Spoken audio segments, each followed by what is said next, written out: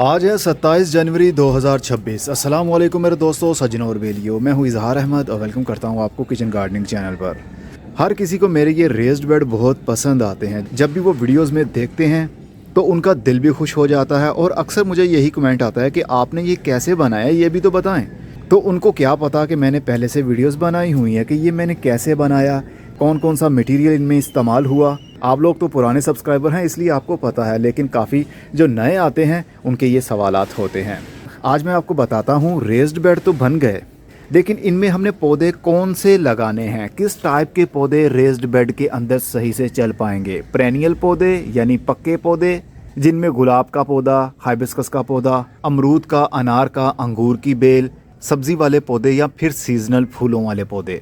देखिए, raised bed छत के ऊपर आपने बना लिया तो ये एक लिमिटेड स्पेस है। इस छोटी सी जगह को मेंटेन करने के लिए बार बार आपको इसकी मिट्टी के साथ छेड़छाड़ करनी पड़ेगी। अगर आप पेरेनियल पौधे, पक्के पौधे इसमें लगा देंगे तो पक्के पौधे का मतलब होता है कि कई साल तक वो पौधा रहेगा और वो अपनी ग्रोथ भी बढ़ाएगा, जड़ें भी बढ़ाएगा। तो ये छोटी सी जगह के अंदर रूट्स जब बढ़ जाएंगी तो फिर तेज़ हवा चलने की वजह से पौधा एक साइड पर झुक जाएगा, क्योंकि इसकी गहराई इतनी नहीं है। ये तो सिर्फ 7 इंच या 6 इंच गहराई है। तो जब बारिशें आएंगी, मिट्टी नरम हो जाएगी, हवा चलेगी तो पौधा एक साइड पर झुक जाएगा। इसलिए पेरेनियल पौधे के लिए ये चीज़ बिल्कुल भी अच्छी नहीं है। बड़े पौधों को लगाने के लिए गमलों का इस्तेमाल ही करें ताकि गमलों के अंदर बहुत तेज़ी के साथ ग्रोथ ना बढ़े। लेकिन रेज्ड बेड के अंदर बहुत तेज़ी के साथ ग्रोथ बढ़ती है पौधों की, क्योंकि ज़मीन का इम्पैक्ट मिल रहा होता है। और ये भी बता दूं कि मैं अभी बीज क्यों नहीं लगा रहा या मैं सब्जी वाले पौधों की पनीरियाँ क्यों नहीं लगा रहा। असल में अभी तैयार ही नहीं हुई। मैं नर्सरी से बनी बनाई पनीरियाँ लूँगा, सब्जी वाली और सीजनल फूलों वाली, और वही पौधे मैं ट्रांसप्लांट करूँगा अपने इन रेज्ड बेड के अंदर और कुछ गमलों के अंदर। बाहर के दिनों में 15 फरवरी से 15 मार्च का एक महीना मिलता है हमें बीज लगाने के लिए, गर्मी के दिनों के। तो अभी तो 27 जनवरी है। 15 फरवरी के बाद मौसम शुरू होता है बीज लगाने का। तो मैं बीज नहीं लगाऊंगा, बल्कि फरवरी के एंड तक मैं सारी पनीरियां लाकर इन बेड्स के अंदर फिल कर दूंगा और फिर उनकी ग्रोथ आगे से बढ़ना शुरू हो जाएगी। अभी थोड़ा इंतज़ार करना है, अभी जल्दबाजी नहीं करनी। अभी नर्सरीज के ऊपर भी गर्मी वाली सब्जियों की पनीरियां या फूलों की पनीरियां नहीं आई। जब आएंगी वीडियो में आपको पता तो चल ही जाएगा।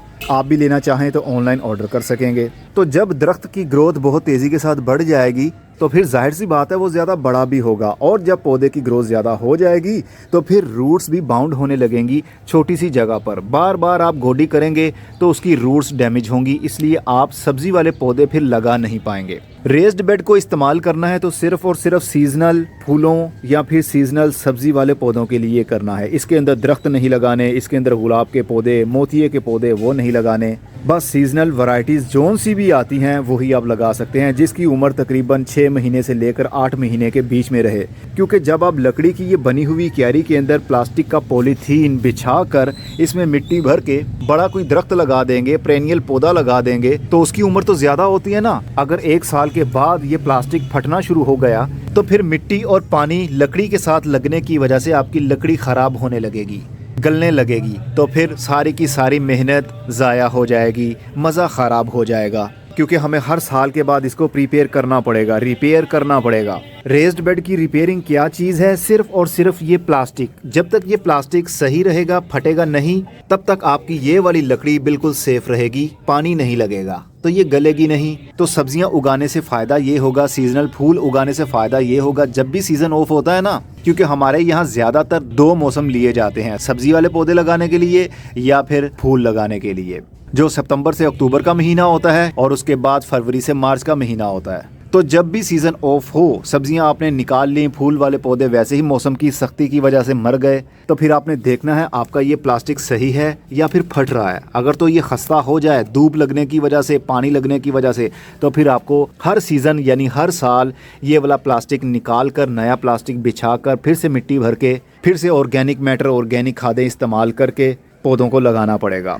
तो ये रेज्ड बेड बहुत ही कमाल की चीज़ है। यकीन मानिए मेरी जान छूट गई हर वक्त गमलों के अंदर गोडी कर करके, पौधों को रीपोर्ट कर करके और पौधों को संभाल कर। रेज्ड बेड के अंदर जल्दी पानी देने की ज़रूरत भी नहीं पड़ती और पौधे की रूट्स भी अच्छे से चलती हैं, कॉम्पैक्ट नहीं होती, मिट्टी का सरफेस हार्ड नहीं होता। ओवरऑल देखा जाए तो बहुत अच्छा रिज़ल्ट हमें मिलता है रेज्ड बेड के अंदर। तो रेज्ड बेड बनाइए, अपनी छतों के ऊपर बनाइए। अगर आपकी छतें मजबूत हैं, लेंटर डले हुए हैं तो आप बनाइए। अगर तो छतें कमज़ोर हैं या फिर आप अपनी छत पर किसी भी वजह से वज़न नहीं डालना चाहते तो फिर यही लकड़ी की बनवा कर क्यारी, इसके अंदर मिट्टी भरने की बजाय लाइट सॉइल भरी जाए। Cocopeat, peat moss, rice husk ash, compost, इस तरह का मिक्सचर बनाकर भरकर उसके अंदर सब्जियां या फिर सीजनल फूल लगाए जाएं तो अच्छा रहेगा। लेकिन एक पर्सनली बात बताऊं आपको, ये लोटा पड़ा हुआ है, हर वीडियो में आता है और उल्टा ही पड़ा होता है। ये सीधा लोटा खूबसूरत लगता है। एक पर्सनल बात आपको बताने वाला था मैं, वो ये कि जो रिज़ल्ट आपको मिट्टी के अंदर मिलता है ना, वो रिज़ल्ट आपको लाइट वेट सॉइल के अंदर नहीं मिलेगा अगर आप सब्जियां लगाने की कोशिश करेंगे। सीजनल फूल लगा सकते हैं जैसे पेटूनिया, पेंजी, कैलेंड्यूला, इस तरह के जो सीजनल फूल होते हैं वो तो लगा सकते हैं, लेकिन जब सब्ज़ी वाले पौधों की बात आएगी इनको ज़्यादा न्यूट्रिशन चाहिए होता है, यानी ज़्यादा खाद चाहिए होती है। तो कुदरत ने मिट्टी के अंदर पहले से बहुत सारी खादें रखी हैं, बस ऑर्गेनिक मैटर वक्त के साथ साथ इस्तेमाल करते रहने की वजह से मिट्टी के अंदर से बैक्टीरिया और फंगस वो खाद को खींच लेते हैं और पौधे की जड़ को मुहैया कर देते हैं। लेकिन लाइट वेट सॉइल के अंदर आपको वक्त के साथ साथ खादों का इस्तेमाल करना ही पड़ेगा। जैसे कि ये लाइट वेट सॉइल है, इसके अंदर राइस हस्क ऐश भी है, राइस हस्क भी है, कोकोनट हस्क यानी कोकोनट के मोटे छिलके भी हैं, बारीक कोकोपीट भी है, कोयले भी हैं। तो इनके अंदर वक्त के साथ साथ हमें खाद का इस्तेमाल करना पड़ेगा ताकि इस मिट्टी के अंदर खाद भी जाती रहे। लेकिन ये वाली मिट्टी के अंदर कुदरत की तरफ से बहुत सारी खादें, बहुत सारे एलिमेंट्स मौजूद होते हैं, बस इनको एक्टिव करने के लिए हमें कुछ ऑर्गेनिक मैटर का इस्तेमाल करना पड़ता है। तो रेज्ड बेड के बारे में आपको तफसील के साथ मैंने बता दिया। आप भी बनवाना चाहें तो बनवा लें या बना सकते हैं तो बना लें जैसे कि मैंने बनाया। लेकिन हर किसी की पहुंच में ये चीज़ होती नहीं है, लोगों को पता नहीं होता ये कहाँ से मिलेगा कहाँ से नहीं। वीडियो के एंड में वो वाली वीडियो शेयर कर दूंगा, आप उसको देख लीजिएगा, आपको पता चल जाएगा वो मटेरियल कहाँ से मिलता है। और ये फट्टे मैंने जोड़कर कैसे क्यारी की सूरत दी और मिट्टी को छान कर इसके अंदर भरा और फिर उसके बाद कैल्शियम ऐड किया, यानी चूना ऐड किया, ताकि हमारी मिट्टी के अंदर कैल्शियम भरपूर मिकदार में मौजूद रहे। कैल्शियम की कमी की वजह से बहुत ज़्यादा सब्जियों के फल वो गलना शुरू हो जाते हैं अगर कमी हो जाए तो। अगली वीडियो में मिलेंगे। और हाँ, अभी थोड़ा सब्र कर लीजिए, अगर आप बीज ही लगाना चाह रहे हैं सब्जियों के या फूलों के, अभी थोड़ा इंतज़ार कीजिए। 15 फरवरी से आपने शुरुआत कर देनी है बीज लगाने की। अभी भी काफ़ी ठंड है, कल भी खूब बारिश हुई। अगर आपने बीज लगाए होंगे, ओपन एरिया में रखे होंगे और बारिश आ गई तो जिस मिट्टी के अंदर बीज लगाए हैं उसमें ज़्यादा पानी जमा होने की वजह से बीज और भी नीचे दब जाएगा और वो गल जाएगा। अगर आप पैसे की बर्बादी नहीं चाहते, मेहनत नहीं लगाना चाहते ज़्यादा, तो फिर बनी बनाई पनीरी नर्सरियों से ख़रीद लीजिए। आपके घर के करीब में कोई सी भी नर्सरी होगी, वहाँ पर अगर सब्ज़ी वाली पनीरी अच्छी क्वालिटी की मिलती है, हाइब्रिड मिलती है, जिन पौधों को ज़्यादा फल लगता है, हाइट कम रहती है, तो वो आप ख़रीद लीजिए। लेकिन अभी नहीं, 15 फरवरी के बाद में, और 15 मार्च से पहले अपने घर में लाकर ज़मीन में शिफ्ट कर देना है। फिर मिलेंगे, खुदा हाफिज़।